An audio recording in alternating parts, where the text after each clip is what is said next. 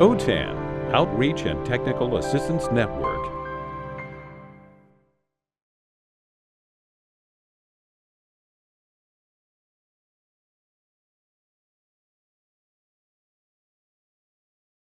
I'm Avi, and this is my presentation.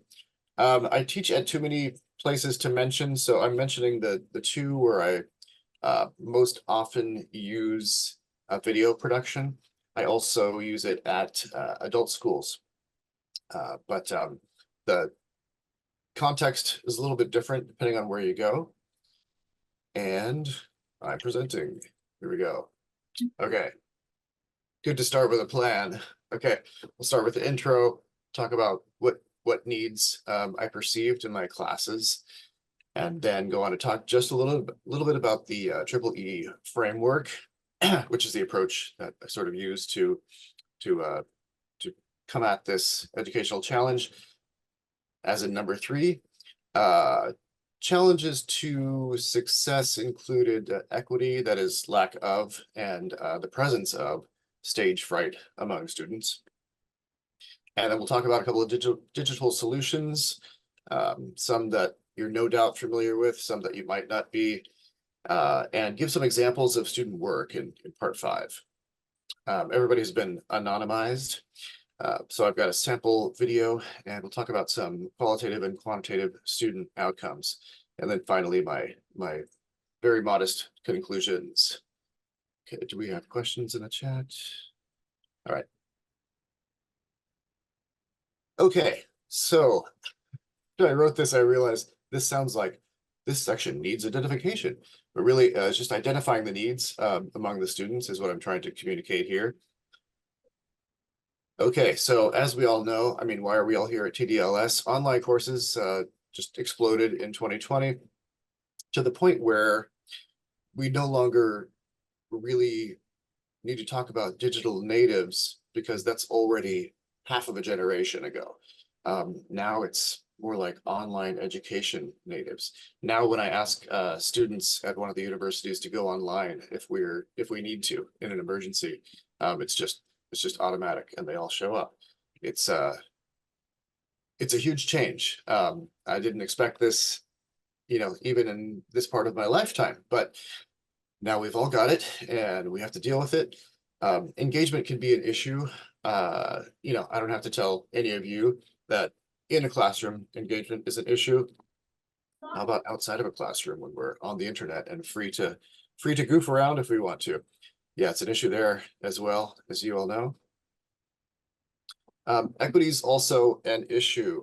I am fond of saying that one size does not fit all. So for instance, fully in-person education with no other option does not fit all. Neither does fully online education with no other option. It just doesn't. And the things that we might take for granted, we might be, tempted to take for granted, like turning on a camera in a Zoom meeting or participating in a class using your microphone, are not, they're not givens. They're not granteds. And so that's kind of how I approach teaching, teaching online. Resources are finite, both for, as you well know, both for us, the instructors, and for the students. So in order to offer anything new, I always really try hard to take into consideration the fact that I can't assume that everybody has the tools that I have or the tools that another student has, right? Okay, when we went to online teaching, kind of had a few different styles. And this character, this actor here, is kind of representing the, yes, I may be online, but I'm still going to use my chalkboard, gosh darn it. Versus different person, maybe an earlier adopter. But the way that this is set up, it's still kind of, hey, can I see that? Can I read anything on that whiteboard? No matter your age, it seems like it's that's a stretch. Of course, we use whiteboards in Zoom, and they're great and getting better all the time. We can get tired of those too, can't we? I mean, the students can, and we can as well. And then there's the try hard like me, always trying to really boost up that experience, and trying to get students to come along with it. Couldn't find a better image than this. In this one, she's still using the actor is still using the physical boards, but that's kind of, if you're a photographer, that's kind of how you have to depict this, I guess. Okay, your mileage may vary where student engagement is concerned. We all suffer from Zoom fatigue. I always ask people to get up and walk away for 5 minutes and come back, and I do the same. There are also, it's pretty rare. I mean, in my experience, it's fairly rare, but there are some folks who they just don't want to be there. They'd rather be taking a nap, and so I included this humorous photo here. Okay, let's talk about triple E. I promise I'm not turning it into a lecture.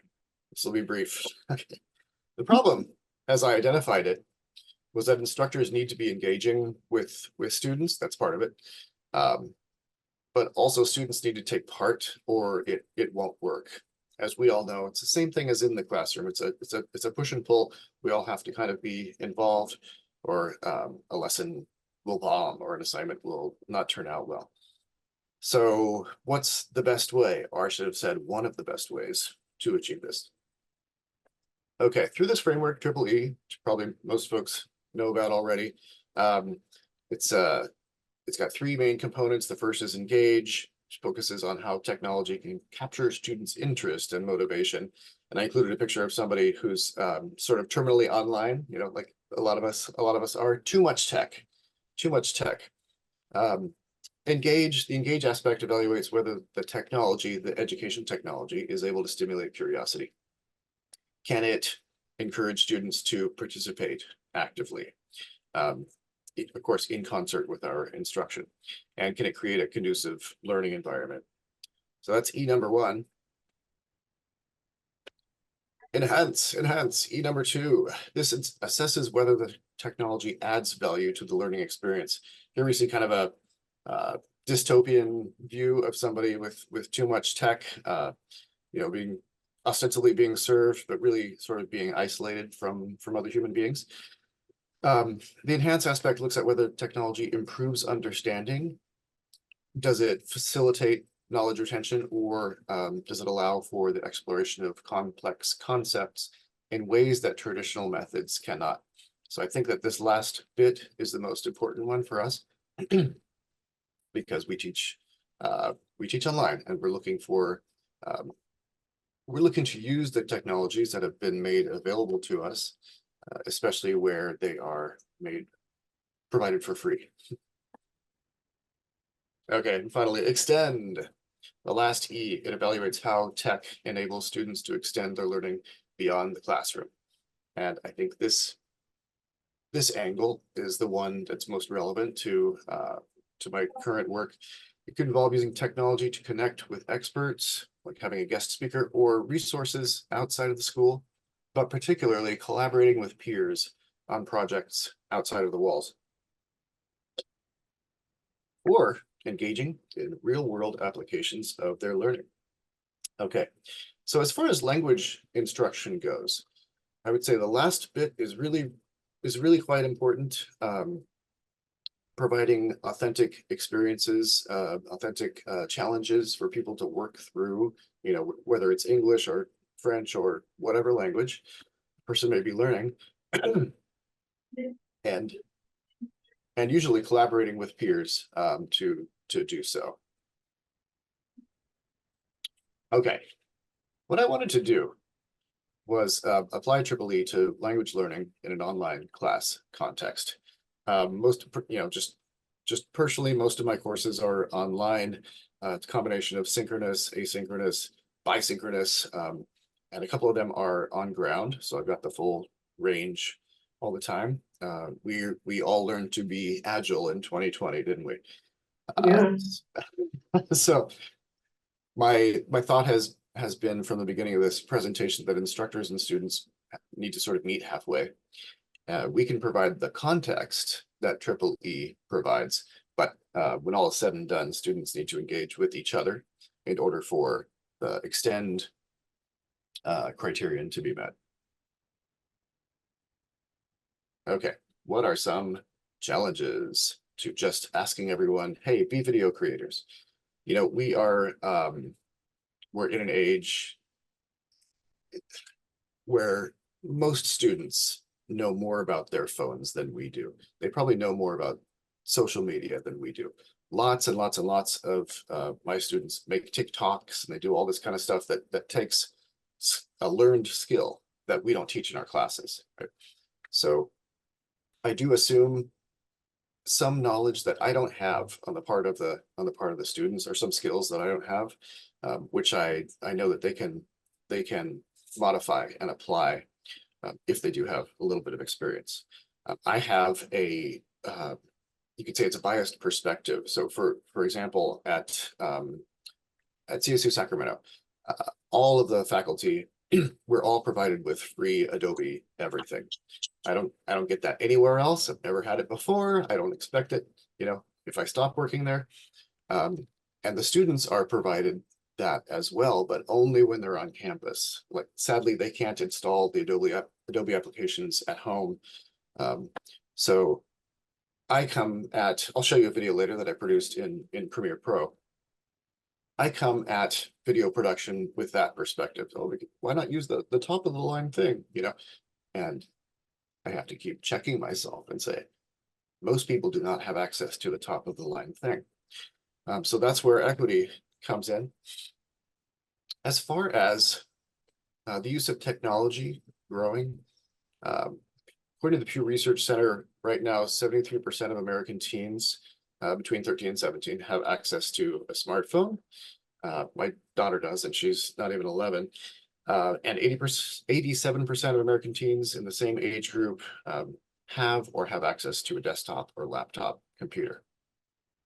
I don't know what the overlap is in adult education at the adult school where I teach. I did a straw poll last week because we were working on a co-op, completing a co-op, and I wanted students to be able to record themselves. And so I wanted to know, you know, who's just on a phone, who's just on a computer. And I was amazed to find that actually 90% of the students had a computer and a phone. With the populations that I work with, it was surprising to me. So we're able to work with that. Okay, here are some more data from Pew. You can look at another time. I don't want to spend too much time on that. Okay, part one, as far as the challenges go, we're coming back to equity.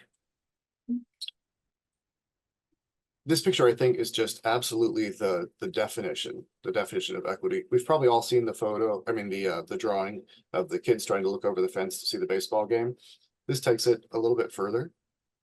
And we've got someone who's got a great idea in the middle, not being provided the same access. So of course we could make 3 stacks of books and everyone would have the same access. But due to financial, political, lots of different reasons, that doesn't always happen. Okay. All right. How many of you have a classroom sponsored by Samsung? Yeah, me neither. It's not every teacher that has access to rooms like this with, it looks like, the tablets with keyboards, you know, brand new, everything clean, everything high tech. Some of us are kind of stuck with our whatever we can come up with, right? Sometimes I feel this way. If you want to be a really engaging online instructor, you're probably going to have to spend some money on your own lighting, your own equipment, and all that kind of thing. Okay. Part 2, in terms of challenges, stage fright. I thought this image was kind of funny. Faces on Zoom, blank screens, and ceiling fans. There are a lot of folks who don't ever turn their cameras on. And for some instructors and some administrators, that makes them very uncomfortable. For me, personally, it doesn't, because what I notice is that folks who don't turn their cameras on are still very participatory. They still participate a lot. So I don't make an issue of it, especially at the adult school, where it can be a cultural issue. Okay, stage fright in online meetings. as I said, sometimes this is for cultural reasons, and sometimes they're just shy. I forget that not everyone wants to be a teacher. You know, not everyone wants to stand in front of a group of people, big or small, all day long. For some people, it's really, really hard. And so I had been assigning skits in a second or third language for people to create and perform. And I noticed that some people were really breaking down during the performance, because there's that maybe it's an urban legend that Americans are more afraid of public speaking than they are of shark attack. I really see that play out in classrooms sometimes. But also in recording their work, students can sometimes be camera shy, and not wanting to, hating the sight of their face, hating the sound of their voice on recordings. I think probably all of us can identify with that. But for some, it's more acute. Okay, so my sort of thought, I'm saying hypothesis, but really it's just a thought. I think that when students collaborate with their peers and they get that sort of support and scaffolding, that their confidence in their own stage presence can be heightened. If it's a group project, hey, it's not just me looking silly up there, it's me and my 3 friends, and maybe I made a new friend in this process. That can be a real confidence booster. Okay, so let's talk about some solutions, native and non-native, to Canvas. Okay, describing the assignment that I've sort of been skirting around. I've made a group assignment for students to collaborate and create a short video. I do this in all of my classes, but right now I'm talking about a French 1A course and a French 1B course. So those are the 2 first-year courses. Students need to submit it online. Students submit it on Canvas. So I said I use this for my French courses, but I also mentioned earlier that in completing co-ops, sometimes we have role play, interviews, things that we need to do with the instructor. And those, sometimes the assessment is the recording. The recording is the assessment. So it applies across the board. Okay, what's free? What's free and what's not free? I think we all know that Canvas Studio was supported during the first year of the Canvas rollout, sort of, testing year for all adult schools in California. I didn't check this morning, but I had heard that it was not going to be supported anymore. But then I saw that it was still supported pretty recently. Maybe somebody else knows. Anyways, Studio is basically a repository for students and instructors' videos. To me, it just gives you a little bit more storage space. But it also has, yeah, you can annotate videos, you can put different things in there. You can of course just use the upload record media, the function that's native to Canvas. It's free because it comes with Canvas. But it depends on you either producing a video offline and then uploading it, or recording it, making it kind of a much more high stakes assessment because you're doing it live, and that's tough. And then we have Go React.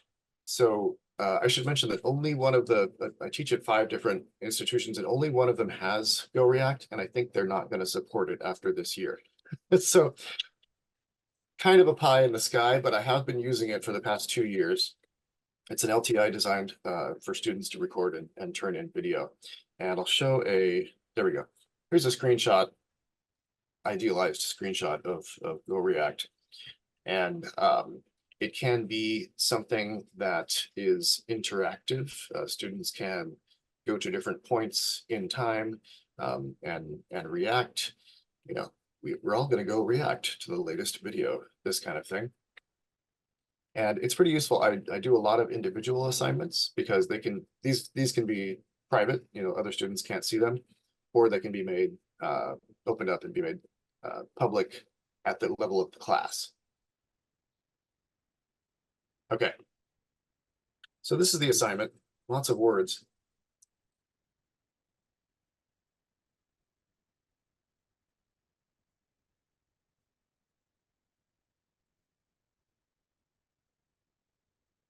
Okay, in the middle of the description, it says your group will record this conversation, song, rap, chant, and upload the recording to Canvas. This part was student provided. Students asked me last year, they started saying, could we do a song? Could we do a rap? Yes, all of the above, whatever gets you engaged, sounds great.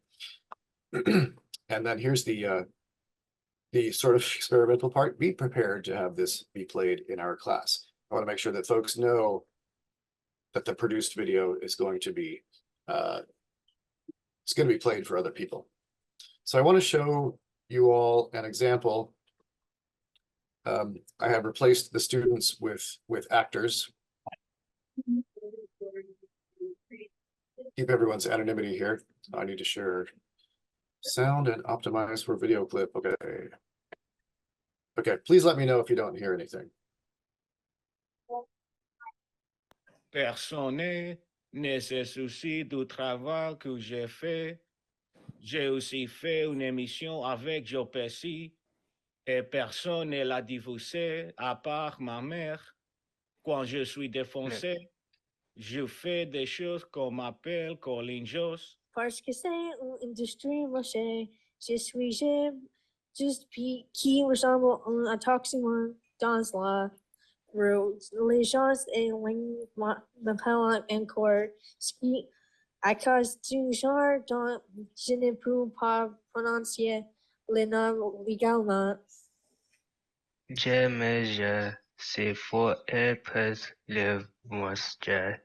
Des pauvres textes que font genre que j'ai des cigarettes quand je suis sur la douche. Je suis juste Pete. Ma vie amoureuse n'est pas discrète. Je génère des tonnes de publicité pour tout ça. Famaka me dit, je m'appelle juste Pete et j'aime le crush. Je suis mentalement malade et j'aime mes drogues. Mais bon, je suis toujours dans les publicités des Super Bowl.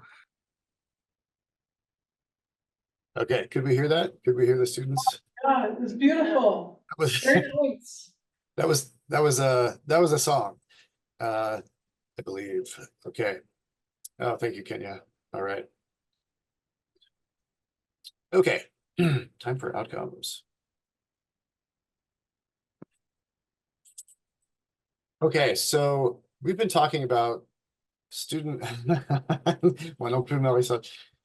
been talking about student affect, especially as as it's manifested in stage fright or things like that. And of course, students work. We're always results driven, especially if we want to publish anything. I'm not publishing any of this, I'm just presenting it here, but let's take a look. Here's a different one with the students blurred out, obviously. So, excuse me. Students figured out pretty quickly that they can simply have a Zoom meeting and record the Zoom meeting. And it's a great way, if you want to do everything in just one take, it's a great way to get it done. And sometimes there are personality conflicts. I'm sure we're all aware that 100% of students don't get along. But people end up turning in the assignment, and I'll tell you in a minute how they fare. Here it is. For the past 3 semesters, 100% of students have completed the assignment, the grade of B or better. This is a quantitative outcome, and it's the kind of thing that administration likes to hear about, right? It's a quantitative outcome. We've got other numbers on this, but I think this is the most compelling one. Here's the first qualitative one. Students enjoyed doing the work and seeing the finished product. The last the group of students that I sort of showed a moment ago told me very directly, thank you for doing this. This was a really cool project, and it felt more real than other things that we did. So I felt that was really positive. Okay, what about a combination qualitative quantitative outcome? Just about everyone in the exit surveys, just call them exit surveys, but they're just really short surveys on Canvas. Students indicated that they preferred this method of completing the assignment to other approaches. When we watched the video, one of the students in that group who we didn't see was a person who just had a terrible time presenting in person. He was not having it. And so when we went to this method, I think that he gained a lot of confidence and started being able to do his part. All right, on friends to the future. It all comes back to equity. Okay. To be realistic, I don't think we will ever have 100% equity in education. Talking about, you know, the kinds of things that we are provided with, the kinds of things that we can provide students with. Can we give a laptop to every single student we ever have? No, right? So we're aware of this, I think, and we all try to meet it and try to do what we can to increase equity. When we see that someone has more need than somebody else, we can focus our attention on them. Okay, and then free tools, all the free stuff. Even without the LTIs that I talked about earlier, you guys know that Canvas allows us to record and upload media, so that's fine, that's built in. But attenuating this are the usefulness of this are stage fright and other student affect. Making it a little bit better in number 4 is that doing recordings, I have found really relieves a lot of that attenuation. Okay, in the future, for my teaching, maybe for somebody else's as well, I'd like to have more widespread use of video production by students. They get really creative, you know, when we let them. Thanks very much. Oh, what a wonderful slide. Okay. Just wanted to say that images and video are courtesy of slidesgo.com and Adobe Stock Education License. Thanks for coming to my presentation.